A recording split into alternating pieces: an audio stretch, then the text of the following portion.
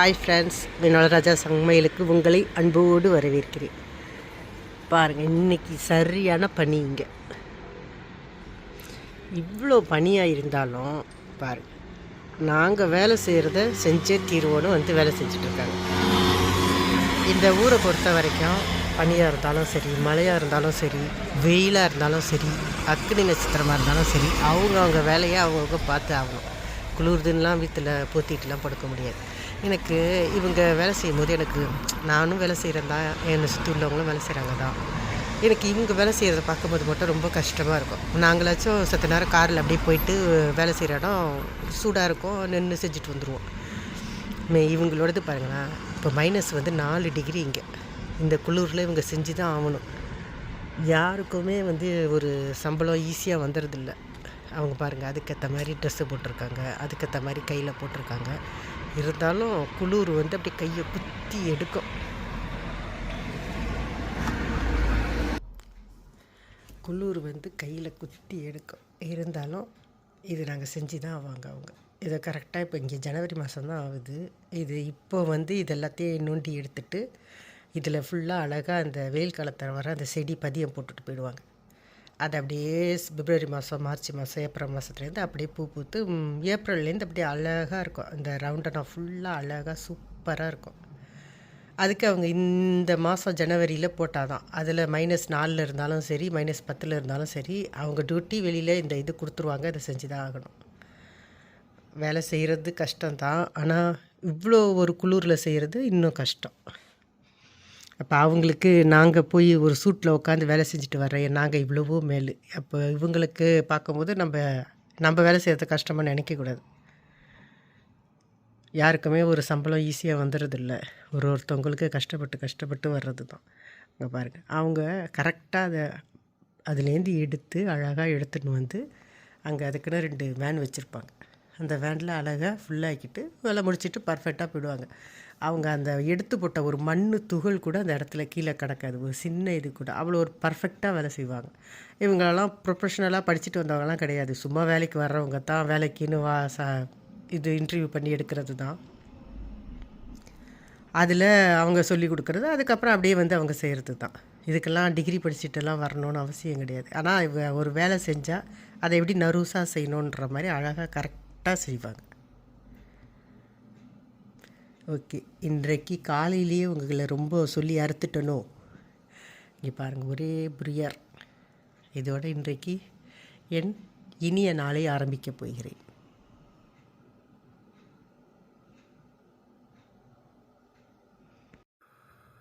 இன்றைக்கி வந்து கீரை கடையல் செய்ய போகிறேன். கிராம் ஃப்ரெஷ் போட்டு செய்ய போகிறேன். கொஞ்சம் அது 1 கிலோ உள்ளது மாதிரி, அதனால் கொஞ்சம் பெரிய வானல் எடுத்துருக்கேன். எண்ணெய் ஊற்றிட்டேன், காஞ்சிடுச்சு.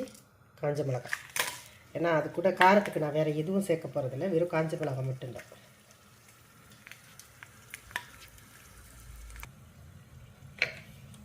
லேசாக அப்படி ஃப்ரை பண்ணிக்கலாம், முறுமுறுன்னு வர்ற மாதிரி. இது எப்படியும் நம்ம சாப்பிட போகிறதில்ல, ஆனால் ஒரு வாசனைக்கு தான்.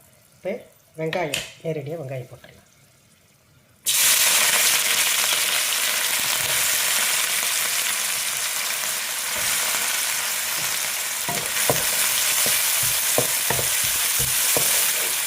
இன்றைக்கி நல்லா இங்கே குளிராக இருக்கிறதுனால இன்றைக்கி மாங்காய் வத்தல் போட்டு தான் புளிக்குழம்பு வைக்கிறோம்.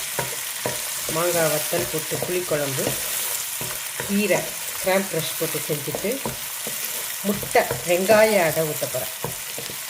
காம்பினேஷன் எப்படி இருக்கும் பாருங்கள், சூப்பராக இருக்கும் இல்லையா? அந்த குளிருக்கு கறி மீனுன்னு சொல்லி ஒரு மாதிரி மூஞ்சல் அடித்த மாதிரி இருக்குது. அதனால் இன்றைக்கி இப்படி தான் சமையல். இன்றைக்கி ஒரு பொண்ணு வீட்டிலேருந்து ஹவுஸ் ஃப்ரம் என்ன வேலை எப்படின்னு சொல்லுவீங்க? இங்கே வந்து ஃப்ரான்ஸில் தெளித்திரவாயின்னு சொல்லுவோம், இந்தியாவில் எப்படி சொல்கிறீங்கன்னு தெரியல. அது வீட்டில் இருந்து வேலை செய்கிறது. அதனால் அவங்க 12:30 வருவாங்க சாப்பிட்றதுக்கு.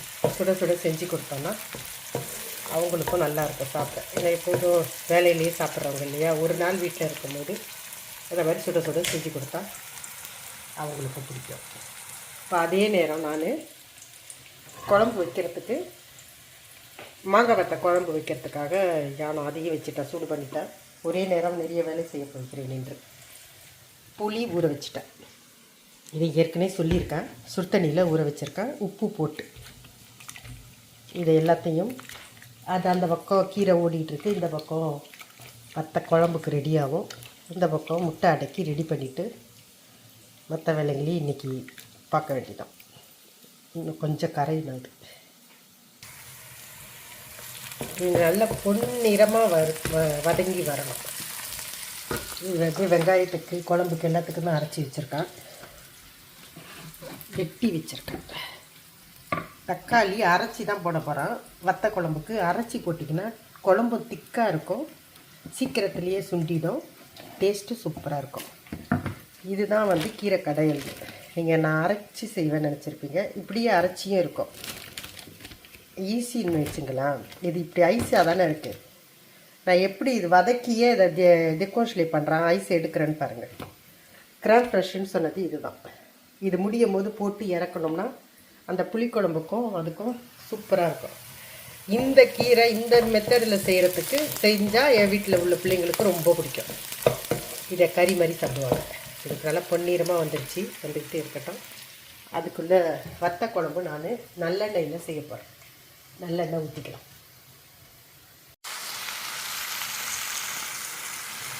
வெங்காயம் நல்லா வதங்கிடுச்சு. இதை நான் அப்படியே ஐஸோடையே இதில் போட்டிருக்கேன்.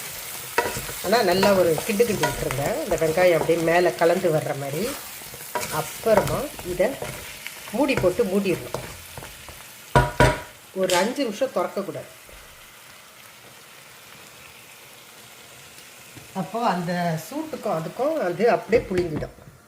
அதனால் அந்த நேரத்தில் நம்ம குழம்ப தாளிச்சிடலாம். எண்ணெய் காஞ்சிடுச்சு, சிம்மில் வச்சுக்கலாம். இப்போது எண்ணெய் காஞ்சிடுச்சு. முதல்ல நான் வடவை போடுறேன்.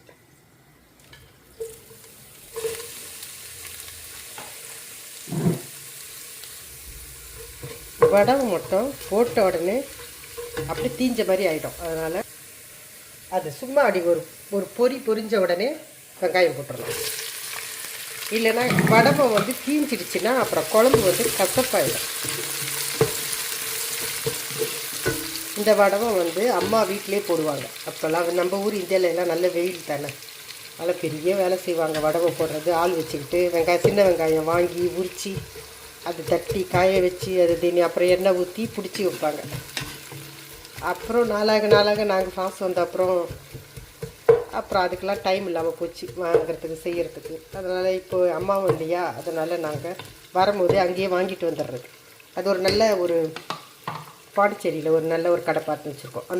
அந்த கடையில் நல்லாயிருக்கும், வடவை சூப்பராக இருக்கும். அதனால் மொத்தத்தில் வாங்கின்னு வந்து வச்சுப்போம். இந்த வடவை நான் போடுவேன், எனக்கு தெரியும். ஆனால் இங்கே ஃப்ரான்ஸில் வெயிலுக்கு இல்லை, இந்த வெயில் காலத்தில் போடணும். அந்த சமயத்தில் ஆசைக்கு கொஞ்சோட்டு போட்டு வச்சுப்பேன். இருந்தாலும் வந்து சின்ன வெங்காயம்லாம் வாங்கி இங்கே போடுறதுக்கு நமக்கு கட்டுப்படி ஆகாது. அதனால் நான் அது ஒரு தடவை சும்மா ஆசைக்கு போட்டு பார்த்தேன். அதுக்கப்புறம் ரெகுலராக போடுறதில்ல. இதில் கொஞ்சோண்டு பச்சை மிளகாய் சேர்த்துருக்கேன். பூண்டு இல்லாமல் ஒரு வத்த குழம்பா சொல்லுங்கள். என்ன வத்த குழம்புன்னு சொல்கிறீங்க, எங்கே வத்தலை காணும்னு தேடுறீங்களா? மாங்காய் வத்தை. இதை முதல்ல சுடுதண்ணியில் ஊற வச்சுக்கணும். ஏன்னா மாங்காய் வத்தலில் நிறைய மண் இருக்கும். அது ஈரத்தோடு காய வைக்கிறாங்கள்ல, அதில் மண் ஒட்டிக்கும். நான் முக்கால்வாசி அதை சுடுதண்ணியில் ஊற வச்சு ஒரு 10 தடவையாவது கழுவி எடுப்பேன். ஆனால் அந்த புளிக்குழம்புல அந்த மாங்காய் வத்தை வந்து ஊறி இருக்கும் பாருங்கள், அப்படி சாப்பிடும்போது இன்னும் டேஸ்ட்டு சூப்பராக இருக்கும். இது நல்லா வதங்கணும்.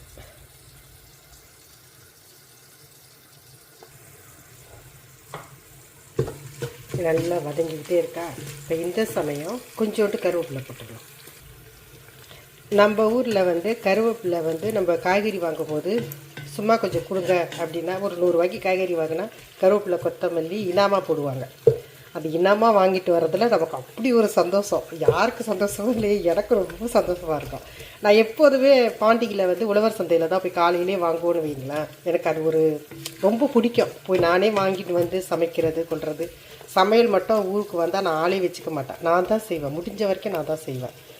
அப்படியே ஒருத்தவங்க உதவிக்கு வச்சுருந்தாலும் சமையலில் அவங்கள விட மாட்டேன். அவங்க எதை வெட்டி கொடுக்க கொள்ள வச்சுப்பேன் ஒழிய நான் தான் சமைச்சு அவங்களுக்கு போட்டு அது எப்படி இருக்குன்னு அவங்க பார்க்குறது, அவங்க சமைக்க கூட வேலை செய்கிறாங்கல்ல, அவங்க சொல்லும் போது எனக்கு அப்படி ஒரு சந்தோஷமாக இருக்கும். எதுக்கு வந்துட்டேன் பாருங்கள், டாபிக் மாற்றிட்டேன். கருவேப்பிலை அவர் வாங்கும்போது அப்படி ஒரு சந்தோஷம்னு வச்சுங்களேன். அது எதுக்கு சொல்கிறேன்னா, இங்கே ஃப்ரான்ஸில் நீங்கள் வந்து 200 ரூபாய்க்கு காய்கறி 200 யூரோவுக்கு காய்கறி வாங்கினாலும், நல்லா கவனிங்க, 200 யூரோவுக்கு காய்கறி வாங்கினாலும் இந்த கருவேப்பிலையை இனமாக கொடுக்க மாட்டாங்க. அந்த 1 யூரோனா 1 யூரோவுக்கு கரெக்டாக அதுக்கு பில்லில் போட்டுருவாங்க. மேடம் அது கிடைக்கவே கிடைக்காது, வாங்குறது ரொம்ப கஷ்டம், அங்கேருந்து எடுத்துகிட்டு வரணும், அப்படி இப்படின்னு 1000 காரணம் சொல்லுவாங்க. அந்த 1 யூரோவுக்கு கொடுக்குறதும் அந்த 4 இனுக்கு தாங்க இருக்கும். வேறு வழியே இல்லை, நமக்கு கருவேப்பிலை இல்லாமல் நம்ம சமைக்க மாட்டோம். இப்போ அதனால் நாங்கள் இந்தியாவுக்கு வரும்போதெல்லாம் என்ன செய்வேன், எது வாங்குறேனோ வாங்கலையோ கருவேப்பிலை மட்டும் போய் வாங்கிக்கிட்டு வந்து அதை அழகாக எல்லாத்தையும் உருவி கழுவி அதை அங்கே ஃபேனில் காய வச்சு அதை வந்து பாக்கெட் பண்ணி எடுத்துகிட்டு வந்துடுவேன். எடுத்துகிட்டு வந்து 1 மாதம் வரைக்கும் கொஞ்சோண்டு எடுத்து ஃப்ரிட்ஜில் வச்சுப்பேன். 1 மாதம் வரைக்கும் அப்படியே பச்சையாகவே இருக்கும், சூப்பராக இருக்கும். அதுக்கப்புறம் கொஞ்சம் அப்படியே கலர் மாறும். அதுக்கு ஏற்ற மாதிரி அந்த 1 மாதத்துக்கு தேவையான குவான்டிட்டியை மட்டும் ஃப்ரிட்ஜில் வச்சுட்டு மற்றது எல்லாத்தையும் கோன்ஷிலே பண்ணிவிடுவேன், ஃப்ரீசரில் வச்சுருவேன். அதாவது எனக்கு அது 1 வருஷத்துக்கு வர்ற மாதிரி வச்சுருவேன். எனக்கு எப்போ தேவைப்படுதோ அப்போ கொஞ்சோண்டு ஃப்ரீசர்லேருந்து எடுத்து நேரடியாக போட்டுருவேன். இப்போ நான் போட்டிருக்கிறது கூட ஃப்ரீசர்லேருந்து எடுத்து போட்டது தான். இந்த கருவேப்பிள்ளைக்கு இவ்வளோ பெரிய கதை இருக்குது. நம்ம ஊரில் அதை இனமாக வாங்கிட்டு வந்து போட்டுட்டு மிச்சத்தை காய வச்சு தூக்கி போடுவோம்.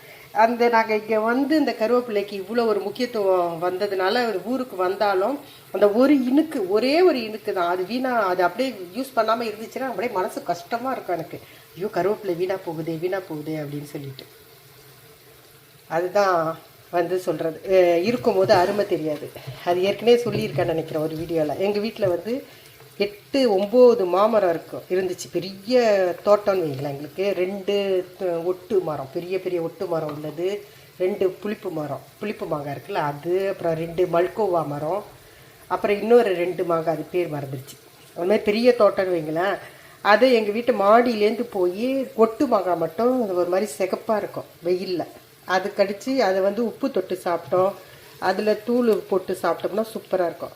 அந்த ஒரு மாங்காய் அடிக்கணுங்கிறதுக்காக நிறைய கல் எடுத்துன்னு வந்து மேலே மாடியிலேருந்து அதை குறிப்பார்த்து அடிப்போம். அதை அடிக்கும் போது அந்த ஒரு மாங்காய் உழுவாது, மற்ற மாங்காய்லாம் உழுவோம். எனக்கு அந்த ஒரு மாங்காய் தான் வேணும்னு அடித்து எடுத்துகிட்டு வருவோம். எடுத்துகிட்டு வந்து அதை உப்பு போட்டு சாப்பிடுவோம். அப்போ அம்மா சொல்லுவாங்க, உங்களுக்கு வந்து ஒரு மாங்காய் பறிக்கிறதுக்கு கீழே 50 மாங்காய் கீழே உளுந்துருக்கு, தெரிச்சு போயிருக்கு, உங்களுக்கெல்லாம் மாங்காவோட அருமையே தெரியல, இதெல்லாம் நீங்கள் மாங்காய் இல்லாத ஊருக்கு போனாதான் உங்களுக்கு அதோட அருமை தெரியும். பாருங்கள், கரெக்டாக மாங்காய் இல்லாத ஊருக்கு தான் வந்துட்டோம். இருக்குதான், இல்லைன்னு சொல்லலை, ஆனால் அந்த மாதிரி ஃப்ரெஷ்னஸ்லாம் கிடையாது. அது பதப்படுத்துறதுக்காக அதுக்கு ஒரு கெமிக்கல் போடுறாங்க கொள்கிறாங்க. அந்த மரத்துலேருந்து ஒடிக்கும் போது அந்த பாலோடு வரும் பாருங்க, அந்த ருசியெல்லாம் முடிஞ்சிருச்சு, அதெல்லாம் கிடையவே கிடையாது. இப்போ இந்த மாங்காய் வத்தல் போட்டு குழம்பு வைக்கும் போது இது வந்து எங்கள் கடை, ஏதோ ஒரு கடையில் வாங்கினது, எப்படி செஞ்சாங்களோ அதை நினைக்கும் போது எனக்கு அந்த ஃபீலிங் வந்துருச்சு. நம்ம ஒரு மாங்காவுக்கு அந்த மாதிரி செஞ்சோம், அம்மா சொன்னது பழிச்சிடுச்சே அப்படின்னு. 1000 தான் இருந்தாலும் சொல்லுங்கள், நம்ம ஊர் சொர்க்கம் தாங்க. என்னத்தான் நம்ம இங்கே இருந்தாலும் கொண்டாலும் எங்களோட நினைவுகள் எப்போதுமே எங்களுக்கு இந்திய அந்த இதை பற்றி தான் இருக்கும் எப்போதுமே. அதனாலேயே நாங்கள் எப்போதும் இந்திய செய்திகளை நாங்கள் அதிகமாக தெரிஞ்சுப்போம், இந்திய செய்திகளை அதிகமாக படிப்போம். உங்களுக்கு ஊரில் உள்ள உங்களுக்கு தெரிஞ்சதை விட எனக்கு ஊரில் உள்ள இன்னைக்கு தேதி வரைக்கும் உள்ள செய்திகள் முக்கால்வாசி ஓரளவு தெரிஞ்சுப்பேன். இப்போ காலையிலே பார்க்கும்போதே பார்த்தா பரந்தூர் ஊரில் விஜய் போய் பிரச்சாரம் பண்ணிகிட்டு இருந்தார். அந்த விமான நிலையம் கட்டுறதுக்காக, அது கட்டக்கூடாது, அது விவசாய நிலத்தில் கட்டுறாங்க அப்படின்னு சொல்லிட்டு, அதுக்கு அவர் அண்ணாமலை வந்து அவர் ஒரு ஸ்பீக்கிங் கொடுத்துருக்காரு. படித்து பார்க்கும்போது எனக்கு அவர் விஜய் தரப்பும் நியாயமாக இருந்துச்சு, அவர் அண்ணாமலை அவர் சொன்ன பாயிண்ட் ஆஃப் வியூவும் கரெக்டாக தான் இருந்துச்சு. பார்ப்போம். அதுமாரி சில விஷயங்கள்லாம் நம்ம வெளிநாட்டில் இருக்கிறோம், நம்ம ஊர் விஷயத்தை தெரிஞ்சுக்கிட்டு என்ன செய்ய போகிறோம் அப்படின்னும் இருக்கக்கூடாது. எல்லா ஊர் செய்தியும் நமக்கு தெரியணும். ஓகே, நிறைய பேசிட்டனும். அடுத்தது கீரை பாரு.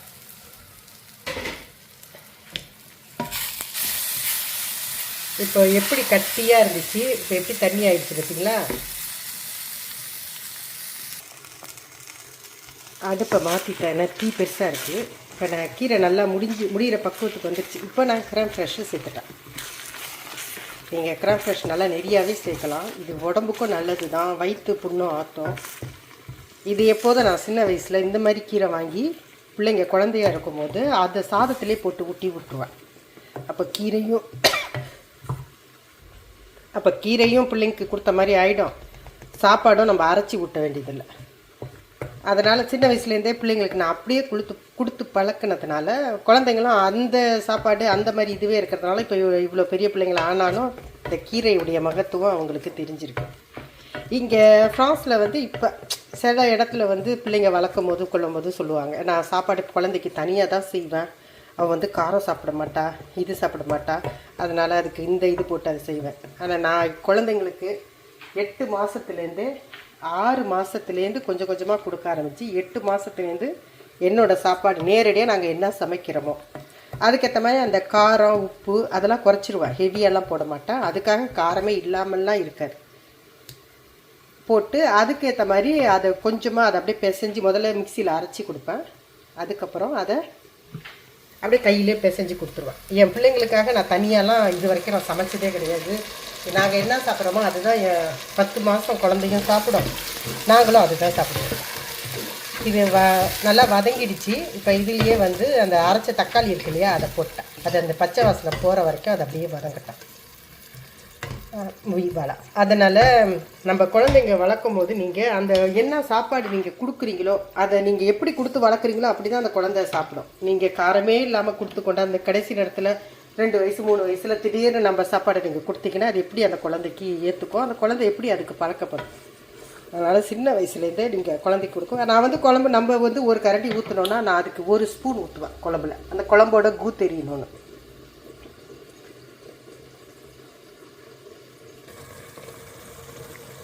நல்லா வதங்கிடுச்சா? இப்போது இது கூட கொஞ்சோண்டு மீனுன்றங்க இறாலுடைய அந்த தலை கொஞ்சோண்டு போட போகிறேன். இது சாப்பிட்லனாலும் பரவாயில்ல, ஆனால் அது அந்த குழம்போடு கலந்து வத்த குழம்போடு கலந்து வரும்போது ருசி வேறு மாதிரி இருக்கும். அதை அப்படியே சும்மா ஒரு ஃப்ரை பண்ணிக்கலாம். அவ்வளோதான்.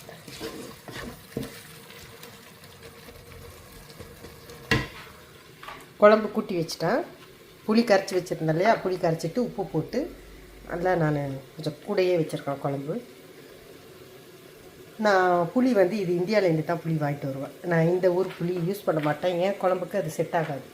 தூள் வந்து குழம்பு தூளும் நான் இந்தியாவிலேருந்து தான் வாங்கிட்டு வருவேன். முதல்ல அரைப்பேன், எனக்கு இப்போ அந்த அரைச்சிட்டு வர்றது எனக்கு பிடிக்க மாட்டேங்குது.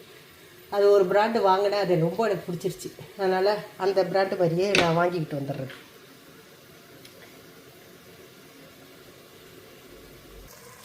இதிலே நான் கொஞ்சம் உப்பு போட்டிருக்கேன். அப்போ தான் இதில் உள்ள அந்த மாங்காய் வத்தல்லையும் அந்த சாதலையும் கொஞ்சம் உப்பு ஏறி இருக்கும். ஒரே உப்பு ஒரே இடத்துல போடக்கூடாது. நம்ம சமைக்கும் போது அங்கங்கே கொஞ்சம் உப்பை போட்டு கலந்து கடைசியாக முடிக்கும் போது உப்பு பார்த்து முடிக்கணும். அப்போ தான் குழம்போட டேஸ்ட்டு, இல்லை ஒரு கறி பொரிக்கிறீங்களோ ஒரு கீரையை எதுவாக இருந்தாலும் அதோட டேஸ்ட்டு கொஞ்சம் தூக்கலாக இருக்கும். இப்போ இது எண்ணெய் வச்சுருக்கேன், ஊற்றிருக்கேன். இது வந்து முட்டை அடை ஊற்றுறதுக்கு வெங்காயம் வதக்க போகிறேன். இன்னும் கொஞ்சம் நிறைய வெங்காயம் தான் போட்டிருக்கேன். நான் இன்றைக்கி ஒரு 9 முட்டை போட்டு அடை செய்ய போகிறேன்.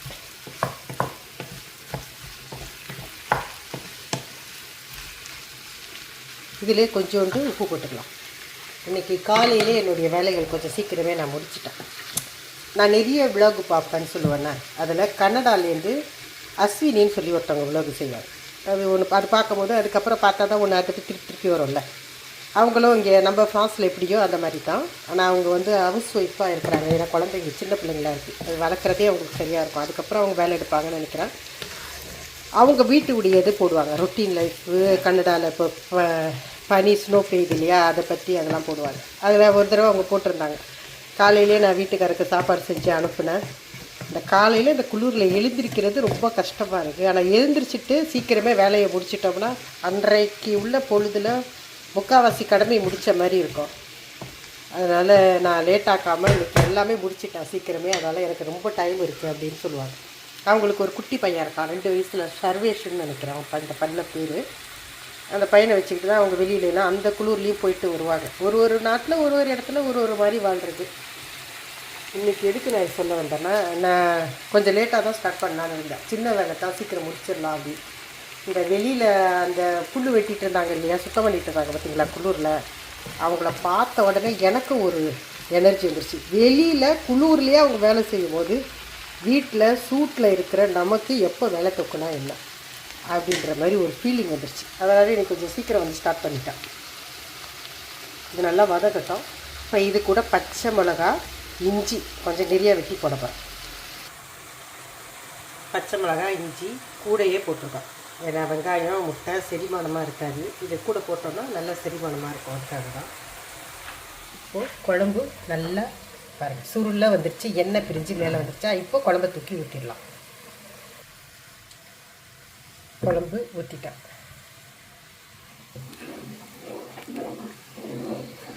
இதை நல்லா மூட வச்சு மூடி அப்படியே சுண்ட வைக்க வேண்டியதான். இதை திறக்கவே கூடாது. இப்போ மிளகா வெடுப்பு அடிக்கும், அதனால் மூடிடும். இன்றைக்கி வீடியோ கொஞ்சம் பெருசாக தான் வரும்னு நினைக்கிறேன். இப்போயே 14 நிமிஷம் ஆயிடுச்சு. இதை நல்லா வதக்கிடலாம்.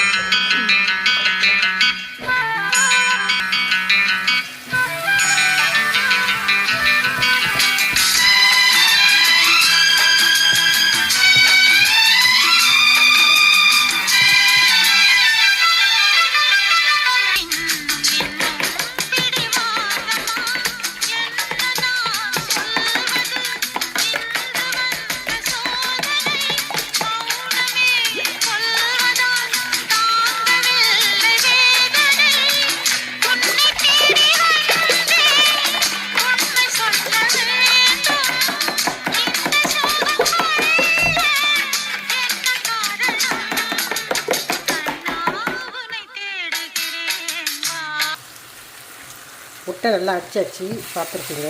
இப்போ இது கூட மஞ்சத்தூள், வெறும் மிளகாய்த்தூள் கொஞ்சோண்டு. அந்த முட்டை வந்து சப்புன்னு இருக்கும்.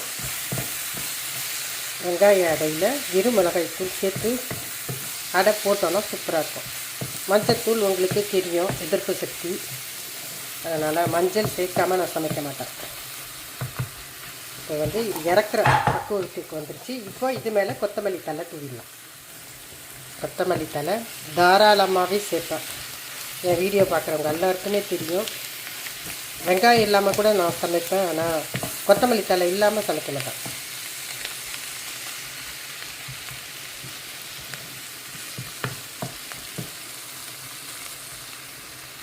நேற்று வந்து ஒரு இட்லி பொடி கேட்டிருந்தாங்க, ஒரு ஆர்டர். அவங்களுக்காக தான் இட்லி பொடி ரெடி பண்ணி வச்சுருக்கேன். நான் செஞ்சு முடிச்சிட்டேன். அதோடைய வீடியோ போடுற டைம் இல்லை எனக்கு. செஞ்சு முடிச்சது உங்களுக்கு வேணால் காட்டுறேன் பாருங்கள்.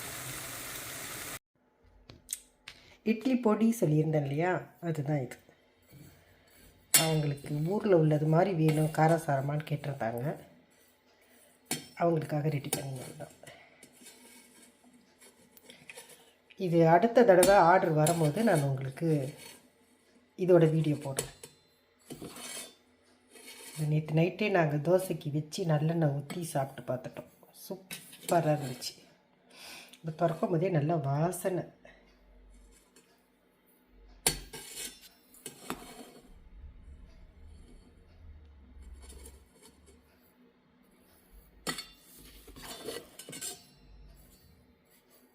நான் எப்போதுமே வந்து இட்லி பொடி ஊர்லேருந்து வாங்கிட்டு வர மாட்டேன். நானே வந்து அரைச்சிப்பேன். தேவையான அளவு அரைச்சி வச்சுப்பேன்.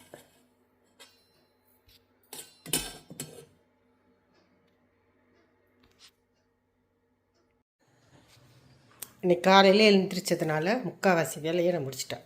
இப்போ அடை சுட சுட ஊற்ற போகிறோம். குழந்தைங்க வராங்க.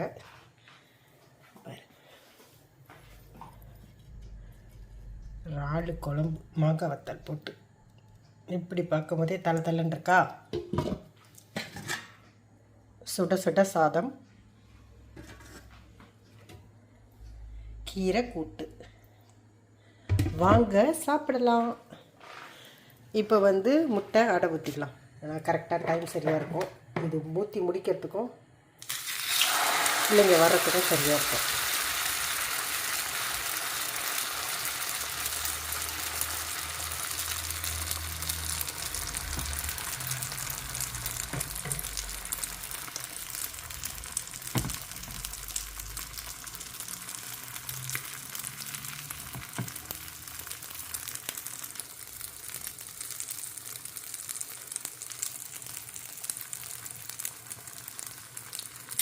இதை அப்படியே சிறுத்தியில் வச்சிடலாம்.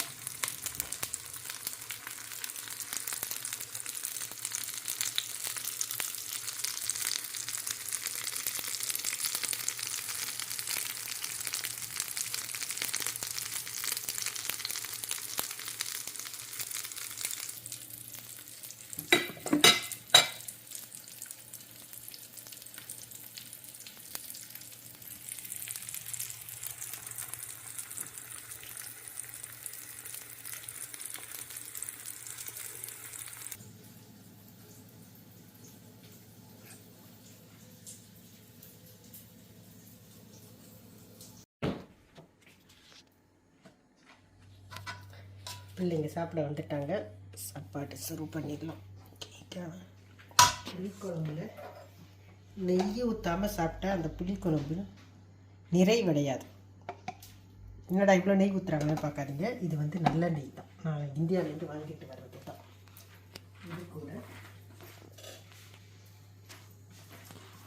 வெங்காய அடை, 2 கறி உருண்டை. வாங்க சாப்பிடலாம்.